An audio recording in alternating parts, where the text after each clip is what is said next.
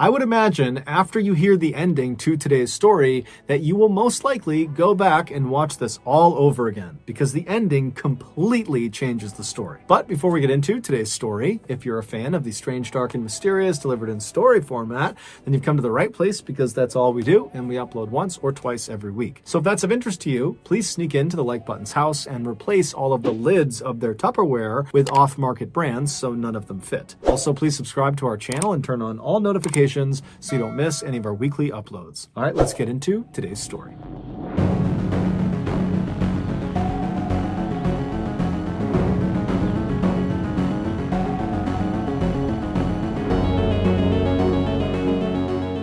Ever since he was a child, Mark Twitchell had always dreamed of becoming a big-time Hollywood filmmaker. But he knew the odds were stacked against him because he lived in Edmonton, Canada, which was not exactly known for being a movie-making hub. Nonetheless, after high school, he enrolled in an Edmonton art college, and in 2000, he graduated, earning his degree in radio and television art. But after college, despite utilizing his training to make several films, none of them generated any buzz beyond his friends and family, and so it seemed like his filmmaking career was turning into a bit of a dud. However, in 2007, Mark had a bit of an unintentional breakthrough.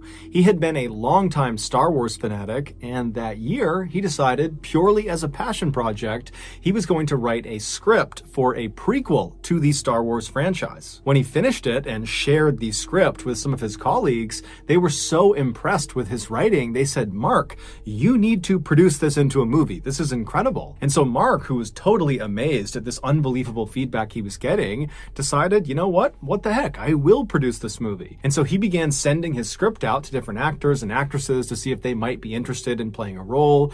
And amazingly, one of the original Star Wars actors, Jeremy Bulloch, who played Boba Fett, he read the script and he was so impressed by it that he agreed to play a role in Mark's film. And so this passion project had quickly turned into Mark's biggest success yet. When the movie was finished, it did well, but it didn't propel Mark into Hollywood stardom.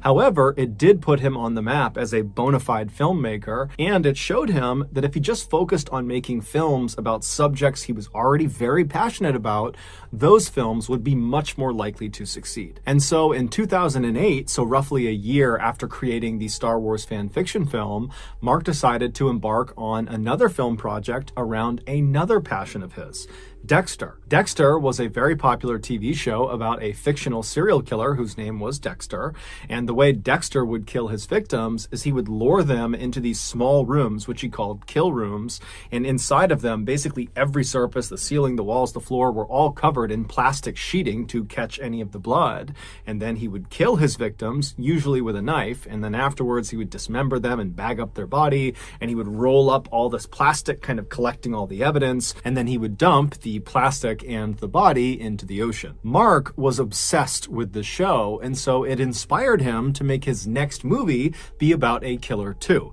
Except instead of it being fiction like Dexter, he wanted his movie to be at least based on real events. And it just so happened, at the time he was thinking about doing this movie, there was this uncaught murderer terrorizing Edmonton, and so Mark decided the Edmonton killer would be his star. Mark would spend the next several weeks obsessively researching the Edmonton killer and his victims and establishing a clear timeline of what had happened with this case. And then after he felt like he had compiled every piece of information he possibly could, he used that research to concoct a 42-page first draft of his script. And as soon as he was done with that first draft, it somehow got leaked. And when it got leaked, the contents of this script were so shocking and so controversial that the script wound up in the hands of the Edmonton police. And when they read the script, they immediately recognized they had a big problem. They reached out to Mark and they told him under no circumstances can you turn this script into a movie, and then the police basically wiped this script off the face of the earth. Today, if you go looking for Mark's script online, you'll basically only find heavily censored versions of it. But recently, I got my hands on an uncensored version of this 42-page script. Now, I'm not going to literally read you this script. However, what I'm going to do is use the script's information to tell you Mark's highly controversial Edmonton killer story. As you listen, remember this story is based on actual events, and so the victims' names and the information about them is real. Okay, here we go. In early October 2008, a soft-spoken 26-year-old casino security guard named Giles Tetreault was living alone in Edmonton. Giles's life had recently been turned upside down because a few months earlier, his wife had told him that she just didn't love him anymore and that she was going to leave him. Giles was still very much in love with his wife, and so this was a totally heartbreaking experience for him. After she left, Giles tried to stay busy and keep his mind occupied, but it rarely worked. Oftentimes, he felt crushingly lonely and sad. But on Friday, October 3rd, when Giles came home from work that afternoon, he suddenly felt like, you know what, I gotta get my life together and I'm gonna start by finding myself a new romantic partner. And so he went on a dating site and he made himself a profile and he began scrolling through all of the women's profiles that lived roughly in his area. And at first, no one really appealed to him, but then he stopped on this one woman's profile. She was this young, blonde, beautiful woman named Sheena, and she lived right in Edmonton. And so Giles thought, what the heck, I'll send her a message. And so he did, just introducing himself and asking to talk further. And she responded just a couple of minutes later. And then over the next couple of hours, the two exchanged dozens of messages, getting to know each other. And then finally, Sheena just says to Giles, hey, we live so close together. Why don't we get together tonight and go grab dinner and watch a movie together? And Giles is thrilled and he says, yeah, I'll come pick you up. What's your address? And Sheena would tell him, you know what? I don't feel comfortable sharing my address over this dating website. And so instead, she sent Giles this strange customized set of directions that didn't give the actual address of her house. Instead, it basically gave Giles a set of known landmarks in Edmonton that he could follow until he finally arrived at her residence. And she also told him that when he arrived, instead of just coming up to her house, there would be a detached garage and the door would be open and he would go through the garage, out the door into her backyard, and then he would go up the back steps to the back door of her house and she would meet him there. Now, Giles did think this was a little bit strange, but at the same time, he's thinking, I am basically a complete stranger to her. We just met today on the internet, and so I really can't blame her for taking some extra safety precautions with me. And so he told Sheena he had no issues using her special directions, and then he said he'd be over soon. And so Giles hopped in the shower, he freshened up, he got dressed, he hopped in his truck, and then he began driving to Sheena's house. After about 15 minutes of following these directions, he reached the end of them, and they placed him in this alleyway in a suburban neighborhood. And where he stopped, he looked off to his right, and he saw there was this 2-car garage, and he knew it was Sheena's garage because one of the doors was open like she said it would be, although the door was not open all the way. It was open enough to where he would have to duck to get into the garage, but either way, he knew it was her garage. And so he turns off his truck, and he gets out, and he tries to look up at Sheena's house behind the garage to see if maybe he can see her looking out the back door, but the detached garage that was right up against the street was kind of blocking his view, and so he thought, okay, whatever, I'll just go in and make my way up to the back steps. And so he walks over to this 2-car garage, and he goes to the open side, he ducks down, and he goes underneath, and he stands up inside of the garage. Now, it was dark inside of the garage, there was no light on, but there was enough light spilling in from the opening of the garage door that he could see there was really nothing in the garage. However, virtually every surface, the walls, the ceiling, the floor, was covered in plastic sheeting. Now, he had no idea what this plastic sheeting was for, and he really didn't care. He just kept walking across the garage towards the door that would lead into Sheena's backyard. And when he reached that door, he reached down to the door handle and he was about to turn it when he felt a blinding pain in the back of his neck. He whipped around, and even though it was dark inside of this garage, he could clearly see this huge man in a black and gold hockey mask standing right in front of him holding a stun baton. Giles tries to run past him to try to get out of the garage, but the man grabs him and then takes his stun baton and drives it into Giles's stomach, and he pulls the trigger. And immediately Giles feels this coursing pain in his torso and he falls to the ground, and then this man in the mask releases the trigger and Giles tries to scramble up to his feet to try to run out of the garage. But as soon as Giles turns around, he stops where he is because he sees this huge guy in the mask mask is standing between him and this open garage door, and he's now holding a gun in his hand and he's aiming it right at Giles. And so Giles freezes. He has no idea what's going on, and this man who's got this mask on barks at Giles to get on the ground and put your face on the ground. And so Giles at this point is thinking, I'm going to get killed in here. I have nothing I can do. I'm completely defenseless here. And so he just does what he's told, and he lies down on the plastic sheeting and he's totally terrified. And this man walks over and he puts a piece of duct tape over Giles's eyes. And so as he's laying there blind and terrified, Giles becomes very emotional. He suddenly longs for his ex-wife and for his family and his friends. He wishes he could see them just one more time, and he knows he's not going to.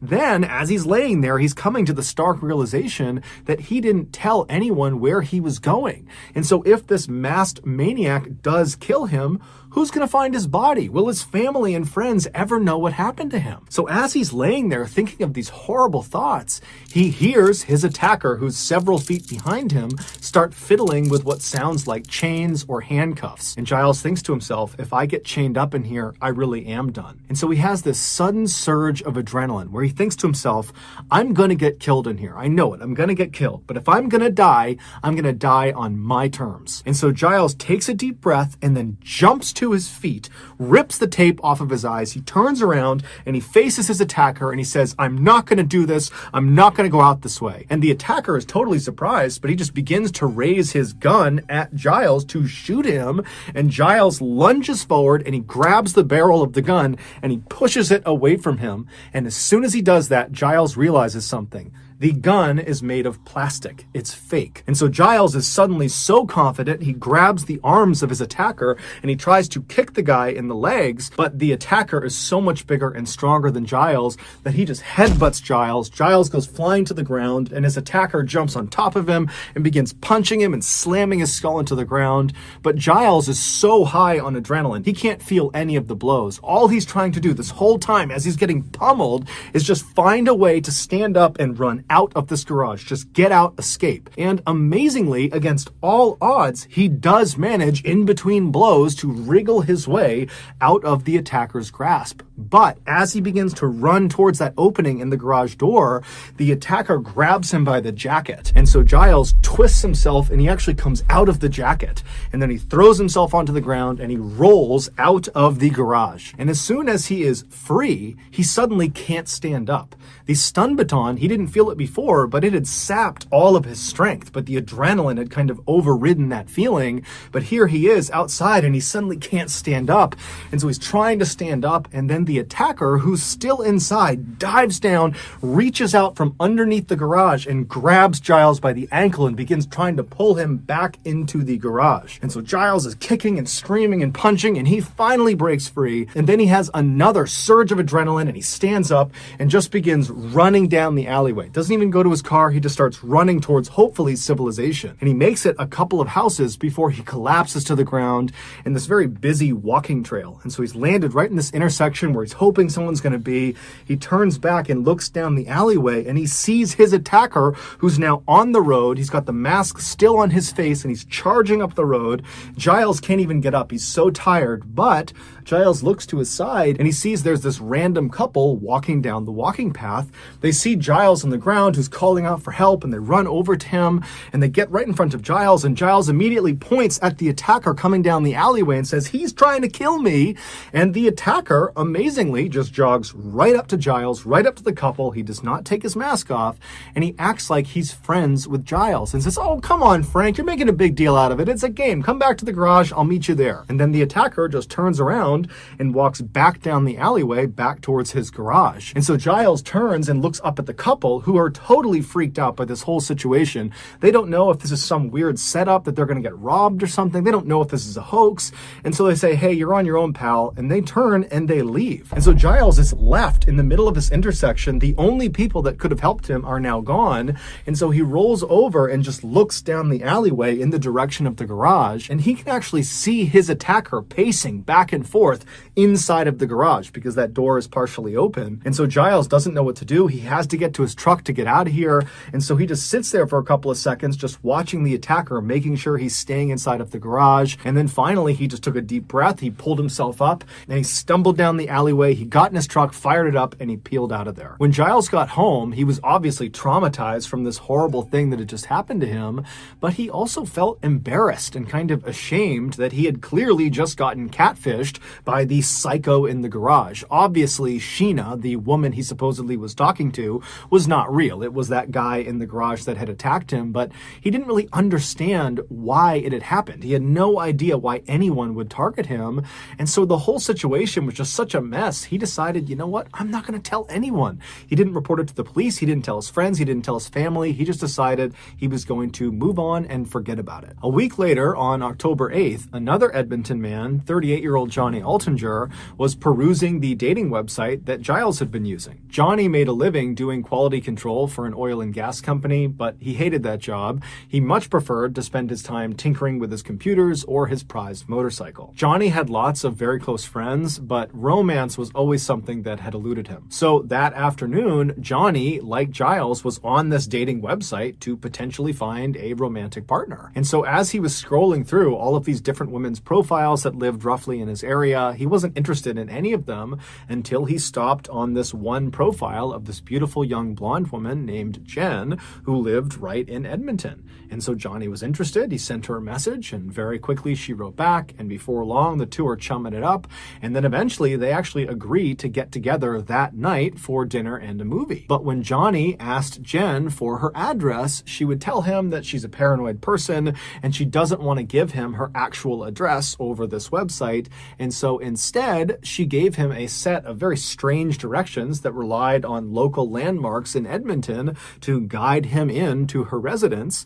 And she would tell Johnny, when you get here, go through the garage, the door will be open, go out the back door, go into the backyard, make your way up to the back of the house, and I will meet you at the back door. And so Johnny definitely thought these directions were very strange, but he was really eager to meet up with Jen, and so he really didn't care. And so he told Jen it was no big deal, he'd happily follow her directions, and then he hopped in the shower and he got himself together, and then before he left to go to Jen's house, he forwarded Jen's email that included her very strange directions. He sent those directions to one of his very close friends, and he kind of jokingly included a message that was like, hey, if I go missing tonight, this is where I'm going. And then Johnny hopped in his car and he left. The directions brought Johnny to the same garage in the same alleyway that Giles had been to a week earlier. And when Johnny came to a stop in front of Jen's two-car garage with one of the doors partially open, he saw there were lights still on inside of the garage, and he saw someone walking around inside.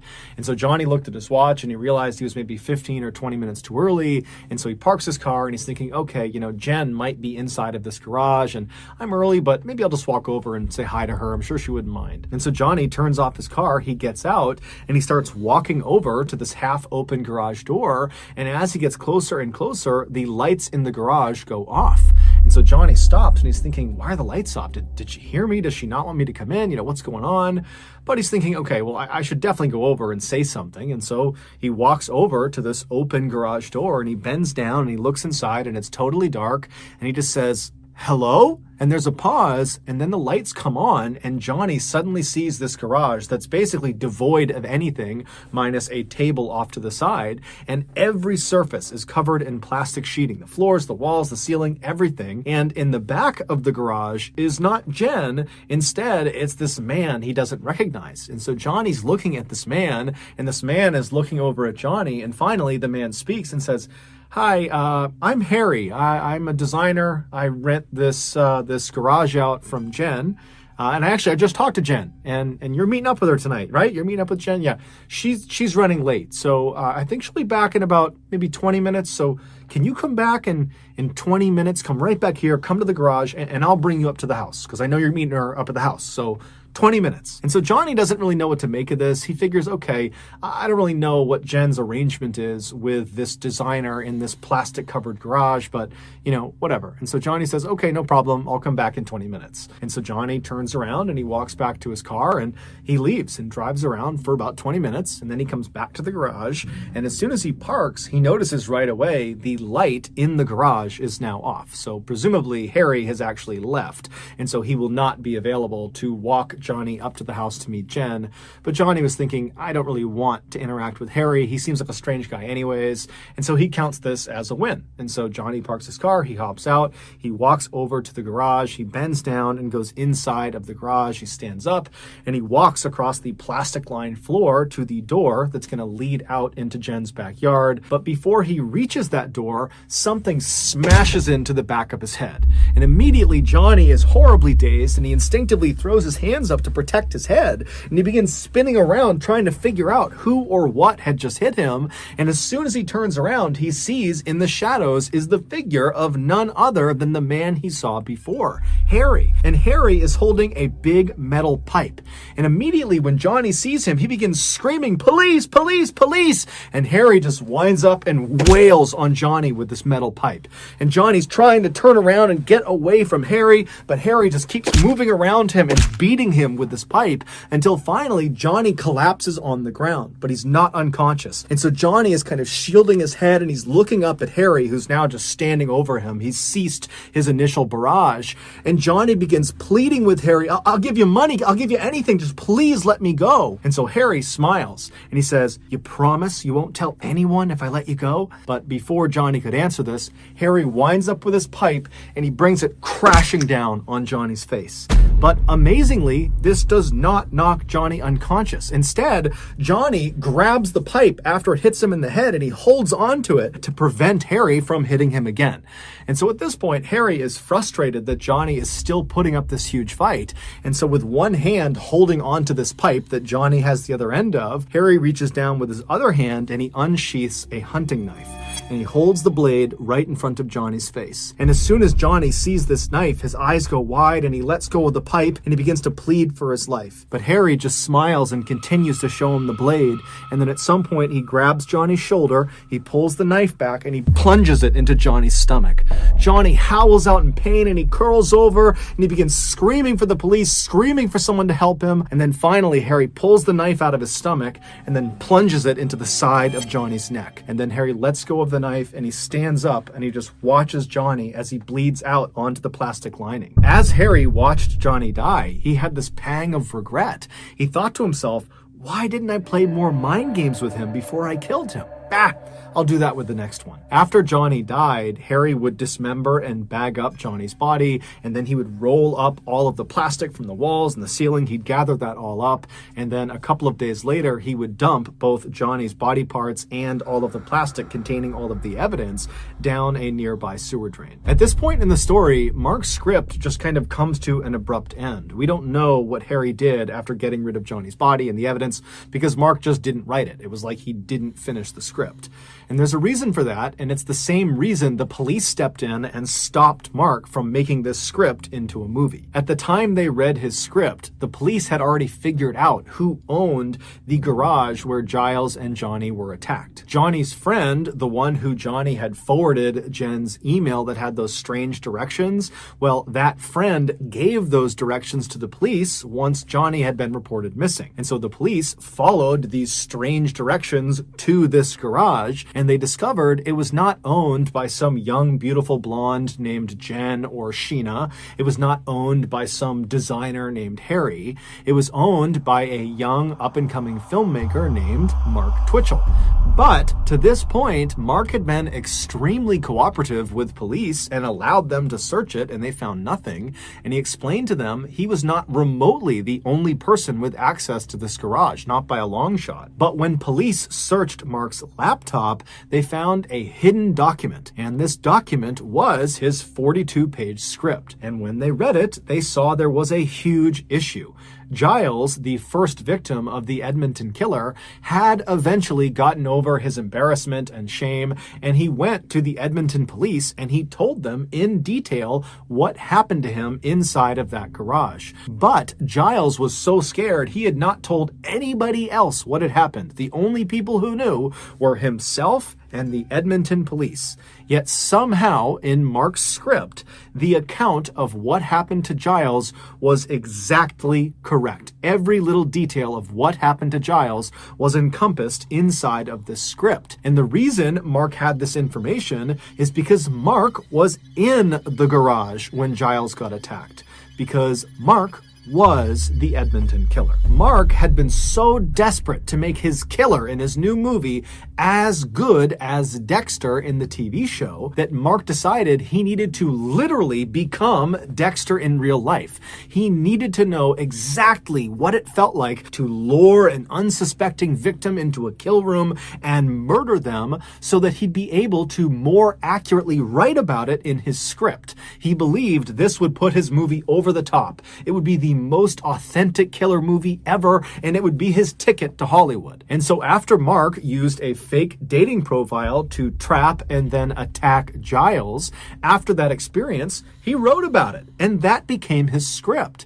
And then when he did the same thing to Johnny and then actually successfully killed and disposed of him, he sat down and wrote about that experience too and tacked it on to the end of the Giles attack. He was literally living his movie and writing the script in real time. The title that Mark gave his script was SK Confessions, which stood for Serial Killer Confessions. And that's exactly what the script was. It was a real confession. And based on the way his script just kind of abruptly ends without any sort of conclusion, it seems fairly obvious that Mark was planning to kill more people and then incorporate those experiences into this script. Ultimately, though, the script that was found by police was used to convict Mark of murder, and he is currently serving life in prison.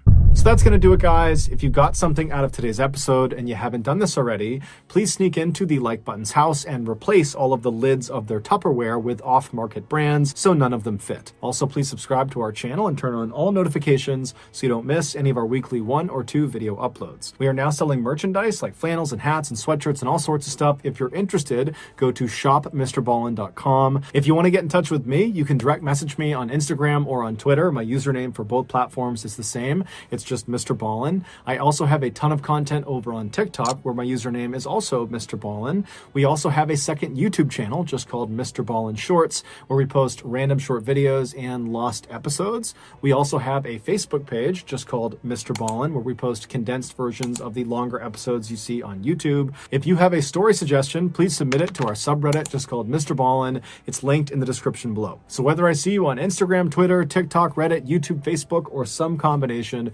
just know that I really appreciate your support. And until next time, that's going to do it. See ya.